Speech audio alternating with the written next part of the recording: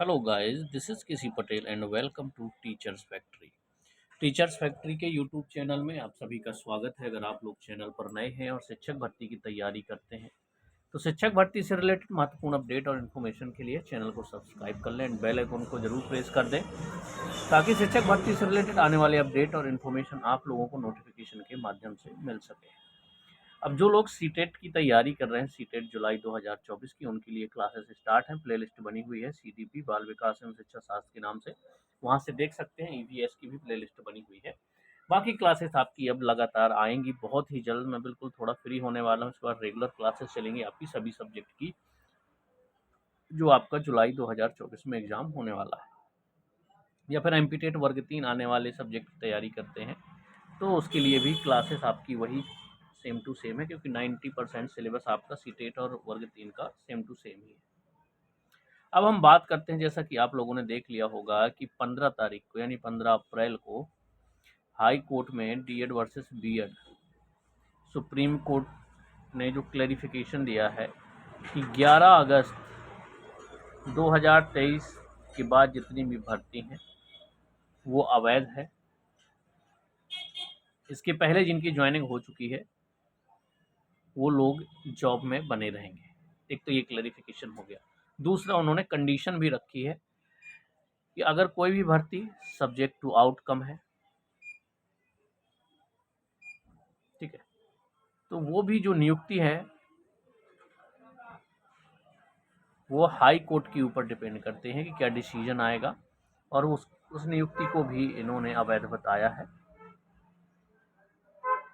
अब यहाँ पर दो तीन चीजें समझने वाली हैं। अब हाई कोर्ट में उस दिन 15 तारीख को हुआ क्या है, उन्होंने एक तुलनात्मक चार्ट मांगा हुआ है गवर्नमेंट से, और जो अगली सुनवाई है वो आपकी 24 अप्रैल को है। याद रखिए 24 अप्रैल को आपको जो सुनवाई होगी ना वो लगभग लगभग फाइनल सुनवाई हो सकती है डीएड वर्सेस बीएड के लिए। अब यहाँ पर बात करें सब्जेक्ट टू आउटकम वाले, तो क्या सभी लोगों की जॉब जा सकती है यहाँ पर जितने भी बीएड के कैंडिडेट हैं, या फिर अगर सेफ होते हैं? तो मैं आपको बता दूं, देखिए यहाँ पर कई विसंगतियां हैं इसमें।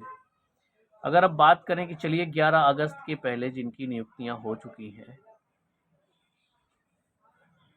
वो उनको अगर सेफ भी हाई कोर्ट करता है तो आपके पास मुद्दा आ जाता है जो सेकेंड काउंसलिंग हुई है उसमें भी कई नियुक्तियां 11 अगस्त के बाद दी गई हैं। यानी कि 11 अगस्त के बाद कई नियुक्तियां जारी किए गए हैं, नियुक्ति पत्र जारी किए गए हैं 11/8/2023 के बाद भी सेकेंड काउंसलिंग में। तो उन लोगों के साथ क्या होगा?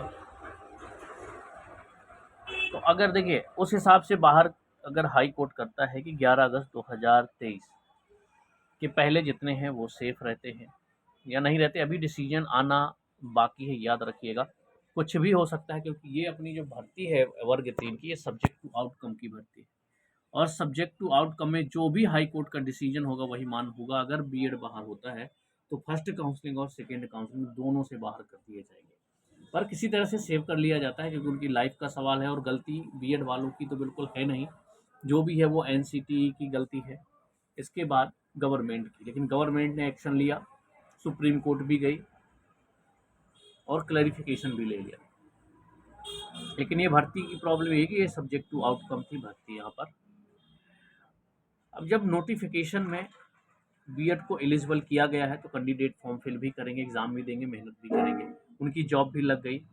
अब कई लोगों का फ्यूचर खराब हो सकता है अगर बीएड वालों को बाहर किया जाएगा। दूसरा, सबसे बड़ी प्रॉब्लम ये है कि कई अभ्यर्थी ऐसे थे जो दूसरी गवर्नमेंट जॉब में थे, कोई एमपी पुलिस में था, कोई रेलवे में था, और बीएड डिग्री थी, उन्होंने वो जॉब छोड़ करके टीचिंग की जॉब पकड़ ली। तो वो लोग तो कहीं के नहीं बचेंगे, पहली वाली जॉब भी छोड़ दी, दूसरी वाली जॉब से भी हाथ धो बैठेंगे। तो बहुत सारी प्रॉब्लम होने वाली है अगर बीएड वालों को बाहर किया जाता है। देखिए सब्जेक्ट टू आउटकम के अकॉर्डिंग अगर बाहर किया जाता है तो मान लीजिए फर्स्ट और सेकेंड काउंसलिंग दोनों से बाहर होने वाले हैं। लेकिन जितनों की ज्वाइनिंग हो गई अगर उनको सेव करना है, अगर सुप्रीम कोर्ट ने जो कहा है 11/8/2023 के बाद कोई नियुक्ति नहीं होगी, तो इसके पहले की नियुक्ति वालों को सेव करेंगे। तो सेकेंड काउंसलिंग में भी बहुत सारे ऐसे कैंडिडेट हैं जिनको 10 तारीख को ही ज्वाइनिंग लेटर इशू नहीं हुए, 11 को ही नहीं हुए, 12 को भी हुए, 13 को भी हुए, इस तरह से ज्वाइनिंग लेटर इशू हुए। तो उन कैंडिडेट का फिर क्या होगा? अगर जितनों की ज्वाइनिंग हो गई है सभी को सेव किया जाता है, तो फिर अब बात आ जाती है जो ओबीसी होल्ड कैंडिडेट हैं, जिनकी नियुक्तियां अभी रोकी गई हैं, उनमें भी बीएड के कैंडिडेट हैं, तो उनके साथ क्या होगा? तो देखिए अगर 11 अगस्त 2023 के बाद जिन्होंने ज्वाइनिंग ली हुई है उनको भी अगर सेफ रखा जाता है, तो जितने भी ओबीसी होल्ड कैंडिडेट हैं और बीएड वाले हैं उनको सेफ रखना चाहिए, गवर्नमेंट को भी और हाई कोर्ट से भी। क्योंकि अगर 11 अगस्त के बाद जिनको नियुक्ति मिली है अगर वो सेफ हैं तो ओबीसी होल्ड वाले भी सेफ होना चाहिए। तो ये कई सिचुएशन यहाँ पर सामने आ रही हैं कि अभ्यर्थियों की कोई गलती नहीं थी लेकिन फिर भी उन्हें ये सब चीज़ें झेलनी पड़ रही हैं। पर चलिए जो भी हो, जो फैसला है वो आपका 24 अप्रैल को जो अगली सुनवाई होने वाली है, गवर्नमेंट ने एक तरह से समझिए कि ज्वाइनिंग जो लेटर जारी किए गए हैं पूरी लिस्ट चाहिए कब किसकी ज्वाइनिंग हुई है। आप यहाँ पर हेडलाइन में देख भी सकते हैं, एक सेकेंड मैं आपको दिखा देता हूँ। प्राथमिक शिक्षकों की भर्ती मामले में तुलनात्मक चार्ट पेश करने के आदेश दिए गए हैं हाई कोर्ट के द्वारा।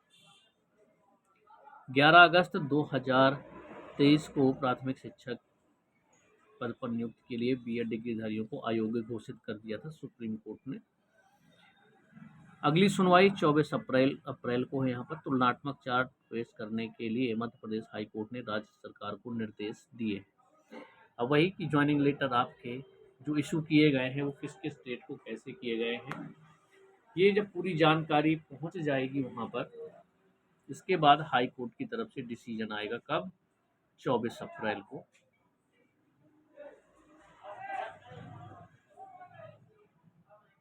अब सबसे ज़्यादा प्रॉब्लम ये होने वाली है कि अगर गवर्नमेंट या फिर हाई कोर्ट के द्वारा ये डिसीजन लिया जाता है कि जितने लोग जॉब में हैं उनको सेफ रखा जाए, क्योंकि फ्यूचर का सवाल है, इनके जिनकी ज्वाइनिंग हो चुकी है उनके साथ कई प्रॉब्लम हो सकती है बाद में। अगर ऐसा होता है तो देखिए ओबीसी होल्ड में जितने भी बीएड वाले कैंडिडेट हैं उनको भी सेव होना चाहिए।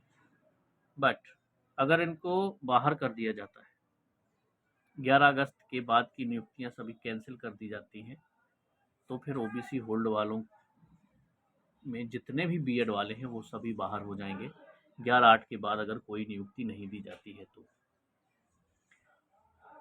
यही है। अब जब चार्ट पहुंचेगा वहां पर तो हाई कोर्ट का क्या डिसीजन आता है 24 अप्रैल का इंतजार करिए। लगभग अब जो भी डिसीजन आएगा वो फाइनल डिसीजन ही आने वाला है। सुप्रीम कोर्ट ने हाई कोर्ट के ऊपर ही छोड़ दिया है ये चीज़ें कि आप जो भी डिसीजन लेना है वो लेना है हाई कोर्ट को, क्योंकि सुप्रीम कोर्ट ने तो क्लैरिफिकेशन दे दिया है कि 11/8/2023 के बाद नियुक्तियां नहीं होनी चाहिए। इसके पहले जितनी नियुक्ति हो गई हैं वो बीएड वाले जॉब में रहेंगे, उनको बाहर नहीं किया जाएगा। हो सकते हैं उनको ब्रिज कोर्स करना होगा, ये सारी कंडीशन रखी गई है। लेकिन क्लैरिफिकेशन दे दिया 11/8/2023 के बाद नियुक्ति नहीं होगी। लेकिन नोटिफिकेशन की बात करें तो नोटिफिकेशन बहुत पहले जारी हो चुके थे, क्वालिफिकेशन बहुत पहले जारी हो चुका है, एग्ज़ाम हो गया, रिजल्ट हो गया, ये सारी कंडीशन हो गई। बस यहाँ पर अगर क्लियर बात की जाए तो 24 अप्रैल को जो भी डिसीजन आएगा, तो अगर सब्जेक्ट टू आउटकम वाला सिस्टम लगता है, मैं आपको बता दूं, अगर ये सब्जेक्ट टू आउटकम के हिसाब से डिसीजन हाई कोर्ट सुनाती है तो फर्स्ट काउंसलिंग और सेकेंड काउंसलिंग दोनों से बीएड वाले बाहर कर दिए जाएंगे। अगर इनको सेव करती है तो 11/8/2023 के पहले जिनकी नियुक्ति हुई है वो लोग सेफ रहेंगे, तो 11/8/2023 के बाद वाले जिनको सेकेंड काउंसलिंग में नियुक्तियां मिली हैं वो उनको फिर बाहर करना होगा। ठीक है, ये डिसीजन हो जाएगा। अगर उनको भी बाहर नहीं, जितनी नियुक्तियां हो चुकी हैं उन किसी को बाहर नहीं किया जा रहा है, तो वो जितने भी ओबीसी होल्ड कैंडिडेट हैं और उनमें से जितने भी बीएड डिग्री वाले हैं उनको भी सेफ रखना चाहिए। वो लोग हाई कोर्ट जा सकते हैं, बाद में भी जा सकते हैं कि 11 अगस्त के बाद वाले भी अगर वो लोग सेफ हैं तो हमारी भी नियुक्तियाँ वही है, हमारी काउंसलिंग हो चुकी है, स्कूल चॉइस फिलिंग हो चुके हैं, जिला हमें मिल चुका है, सिर्फ ज्वाइनिंग लेटर रोक दिए गए थे, तो इनके साथ भी न्याय होना चाहिए। अब अगली सुनवाई 24 अप्रैल को है। जो भी डिसीजन होगा, जो भी जानकारी मिलेगी आप लोगों के साथ शेयर कर दी जाएगी। कोई भी डाउट होगा कमेंट्स में बताइएगा। मिलते हैं हम लोग नेक्स्ट वीडियो में।